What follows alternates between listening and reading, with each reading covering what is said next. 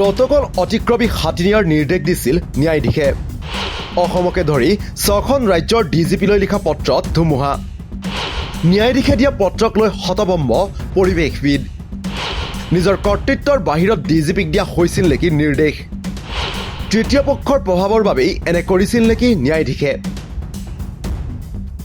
বানতাৰালৈ হাতী নিয়াৰ প্ৰসংগত ইটোৰ পাছত সিটো বহু প্ৰাসংগিক তথ্য উদ্ঘাটন হৈ আহিছে। এই সমস্ত প্ৰক্ৰিয়াটোতে কেইবাটাও বেমেজালিৰ অভিযোগ উত্থাপিত হৈছে। উল্লেখ্য যে 2022 চনত অসম চৰকাৰে বুজাবুজিৰ চুক্তি কৰিছিল আম্বানীৰ বানতাৰাৰ সৈতে।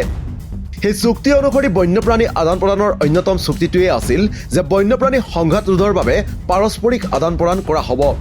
কিন্তু সেই চুক্তিৰ পূৰ্বেই অসম চৰকাৰে আম্বানীক দিছিল অসমৰ চিৰিয়াখানাৰ পৰা দুটাকৈ বন্যপ্ৰাণী।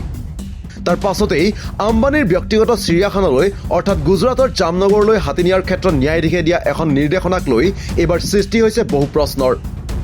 মন কৰিবলগীয়া যে ত্ৰিপুৰা উচ্চ ন্যায়ালয়ে গঠন কৰি দিয়া এখন উচ্চস্তৰীয় সমিতিৰ অধ্যক্ষ অৱসৰপ্ৰাপ্ত ন্যায়াধীশ দীপক বৰ্মাই 6খন ৰাজ্যৰ আৰক্ষী সঞ্চালক প্ৰধানক পত্ৰৰ জৰিয়তে দিছিল এক বিশেষ নিৰ্দেশ। সেই নিৰ্দেশত কোৱা হৈছিল যে ৰিলায়েন্স ইণ্ডাষ্ট্ৰিজৰ বানতাৰালৈ অৰুণাচল প্ৰদেশৰ পৰা 21টা হাতী নিওঁতে সকলো ধৰণৰ সুৰক্ষা প্ৰদানৰ লগতে সহযোগিতা কৰিব লাগিব প্ৰশাসনে। হাতী স্থানান্তৰকৰণৰ বাবে 2022 চনত গঠিত উচ্চস্তৰীয় সমিতিখনে আৰক্ষী সঞ্চালক প্ৰধানসকলক দিয়া এই নিৰ্দেশৰ পাছতেই প্ৰশ্ন উত্থাপন হৈছে যে হাতী লৈ যোৱাৰ নিৰ্দেশৰ অনুমতি দিয়াৰ উপৰি অতিৰিক্ত নিৰ্দেশ ক্ৰিয়া প্ৰদান কৰিলে ন্যায়াধীশগৰাকীয়ে।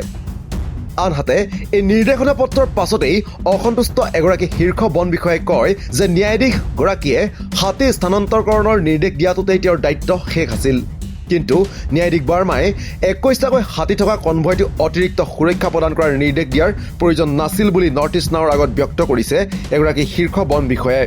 এনে নিৰ্দেশে বন সংৰক্ষণৰ আইনৰ নীতি নিৰ্দেশনাক অংগুষ্ট প্ৰদান কৰা বুলিও অভিযোগ উত্থাপিত হৈছে।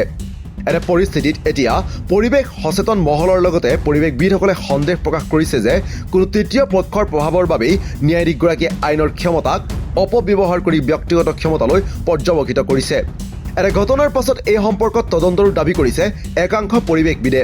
ন্যায়াধীশগৰাকীৰ প্ৰত্যক্ষ হস্তক্ষেপ ৰিলায়েন্স ইণ্ডাষ্ট্ৰিজৰ সৈতে কি ধৰণৰ সম্পৰ্ক আছে, হাতীসমূহ স্থানান্তৰকৰণত অযথাকৈ প্ৰভাৱ পেলোৱা হৈছিল নেকি, এই সকলোকেইটা বিষয় ভালদৰে তদন্ত কৰাৰ দাবী উত্থাপন হৈছে এতিয়া। অৱশ্যে এই তদন্তৰ দাবী মানি ল'বনে সংশ্লিষ্ট পক্ষই, সেয়া হ'ব তাৎপৰ্যকৰ পূৰ্ণ। নিউজ ডেস্ক ৰিপৰ্ট, দি ক্ৰছ কাৰেণ্ট।